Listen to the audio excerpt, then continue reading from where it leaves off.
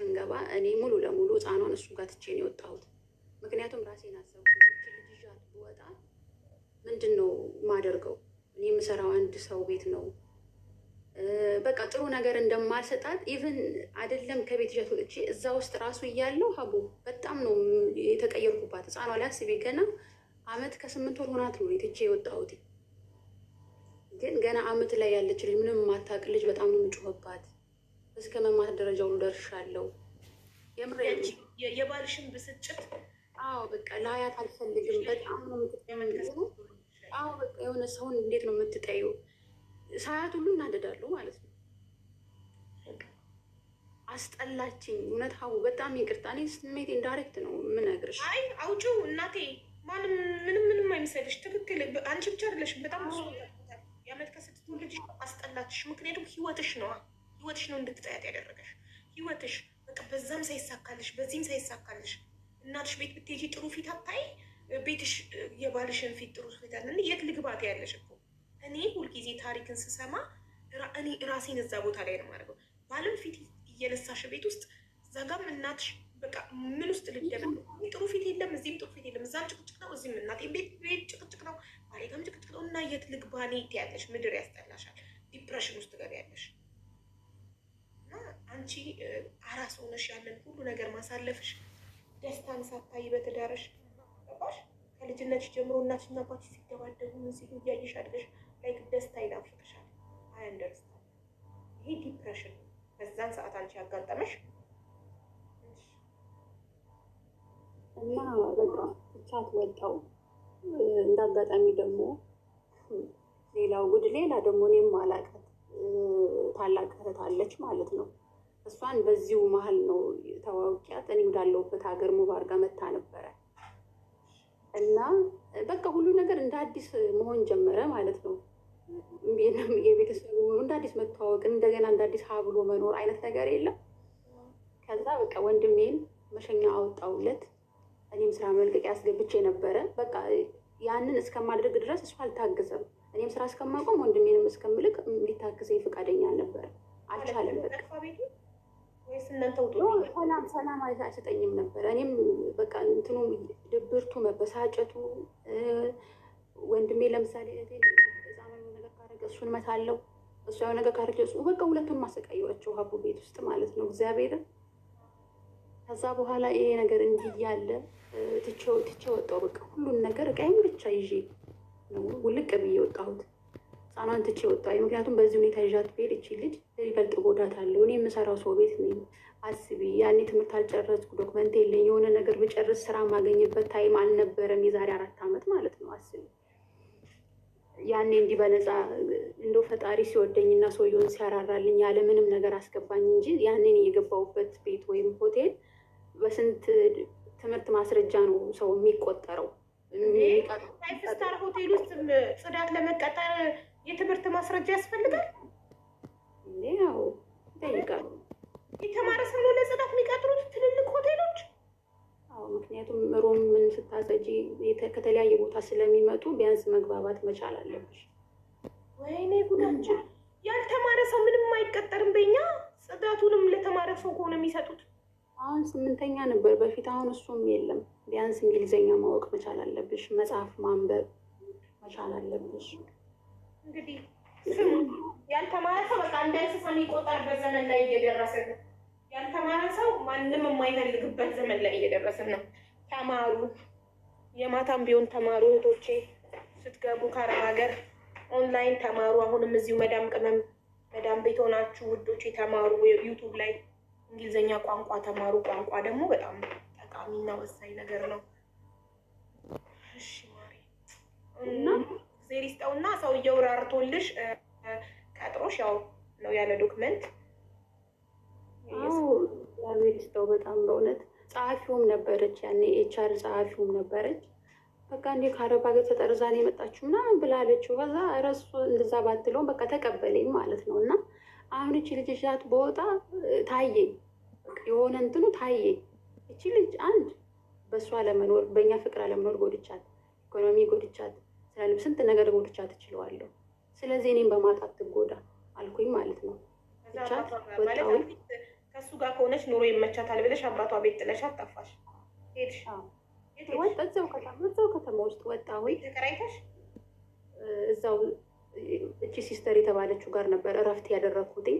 ከዛ እዛም ከቆይታ በኋላ እሷም የተቀየረች መጣች። ትንሽ ጊዜ ነው የተቀመጥኩት አስቢ። ከዛ በኋላ ግን ነገሮችን እኔ አንድም ነገሮችን እንደማረጋጋትም ነበረ እንጂ ያን ያህል አምሬ አልነበረም። ግን እየቆየ ሲመጣ እሱም እልህ ውስጥ ገባ። በቃ ለምን አልፈልግም፣ መጀመሪያ እፈልጋለሁ ነበር። ከዛ ደግሞ ወደ አልፈልግም ውስጥም ስሜት እስከሚገባ ድረስ ሆነ ማለት ነው። ከዛ ወንድሜንም ላኩት። ኖ በቃ ከሱ ከቤት ወጥቶ ከሆነ እዚሁ ይማር እኔው ጋር ይቀመጣለች ማለት ነው። እሷ እሺ አልኳት። መሸኛ ወጥቶ የነበረው ወደ ሌላ ትምህርት ቤት ወደ መንግስት ገባ፣ መማር ጀመረ። እኔም ስራዬም ቀጠልኩኝ። አሁንም ደግሞ ድጋሜ የመልቀቂያ ደብዳቤ አስገብቼ ነበረ። የያንሱልኝ ደብዳቤ ደግሞ ሳስገባ አሁንም ተቀበለኝ ሰውዬው። ምን አይነት ደግ ናቸው! ነገ ደግሞ ለቃለሁ እንዳትዪ ይሄ መጨረሻ ነው ብሎኝ ማለት ነው። የሚገርምሽ እዛ ገባሁኝ። ሆኖ እንዴት አዘንልሽ! መልቀቂያ ካስገባሽ በኋላ መልቀቂያውን አንሱልኝ ብለሽ ደግሞ ስታስገቢ ማለት ችግርሽን ምናምን ተናግረሽ ዳርሽ ላይ ባለቤትሽ እንዳትሰሪ እንዳለሽ ከዛ አሁን ከእሱ ጋር ስለተለያያችሁ እንደሆነ መስራት የምትፈልጊ ምናምን ነገረሽ ነው በባለቤት? አዎ ትንሽ ያው ደብዳቤውን ቢቀበሉኝም አፕሩቭ አድርገው ጨርሰው አልሸኙኝም። እሱም የረዳኝ ይመስለኛል። እሱም የረዳኝ እና ስራዬን ቀጠልኩኝ እያልኩ እዚህ ጋም ደግሞ የእሷ ነገርም ደስ ሊለኝ አልቻለም። በቃ ምንም እየተዋጠልኝ አልመጣም። በስራ ቦታም ደግሞ ትንሽ ተጽዕኖ አደረብኝ። አምሽቼ ስመጣ የእሷ ቤት ይዘጋል፣ በራቸው ማለት ነው። ስራ ያው ሆቴል ታውቂያለሽ፣ ያመሸሽ የምትመጪበት ሁኔታዎች አሉ። አዎ ከዛ በቃ ምንም መስራት አቃተኝ። ምን ማድረግ ጀመርኩኝ? እዛው ስራ ቦታ የልጆች ዩኒፎርም ለብሼ ማደር ጀምላ ያደርኩበት ቀን ሁሉ ነበረ። በጣም ከባባድ ምሽቶችን ያሳለፍኩበት ነበረ። ከዛ በኋላ ለምን ቤት አልከራይም? በዚህ መሀል ግን ብዙ ሽማግሌዎች ገቡ ሊያስታርቁን። ከዛ በስተመጨረሻ እኔ ምን አልኩኝ? አስቢበት በቃ እኔ አልፈልግም ባይ ነበር፣ እሱ ደግሞ ፈልጋለሁ ባይ ነበረ። ከዛ ሁሉን ነገር አወሩን ምናምን እንድረጋጋ ካያደረጉ አስቢበት አሉ። ከዛ በስተመጨረሻ ደግሞ እሺ በቃ እኔ ብረጋጋ እሱንም ብሰማው ተነጋግረን ነገሮችን መፍታት ብንችል ኖሮ አንድም እሱ ዝምታው ነው ገባሻ፣ አያወራም፣ በቃ ዝም ነው የሚለው። እዚህ ባልደረስም ነበረ። ስለዚህ በቃ ይቅርታ ያድርግልኝ እና ነገሮችን ካቆምንበት ህይወታችንን መቀጠል እፈልጋለሁ ብዬ ስል እሱ ደግሞ በተራ አልፈልግም ማለት ሰውየው ምን ሆኖ ነው? ፕላን አልፈልግም ጉድፈላ ማለት ነው።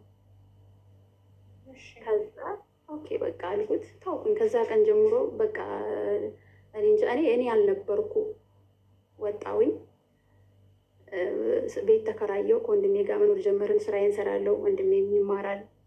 የሚገርምሽ አንድ ፍራሽ በቃ እንጃ የሆነ እዚህ ግባ የማይባል ቤት ውስጥ ነበር ተከራይተን ስንኖር የነበረው አንቺና ወንድምሽ? አዎ። ከዛ እኔ በቃ ተስፋ መቁረጥ ውስጥ ገባሁ።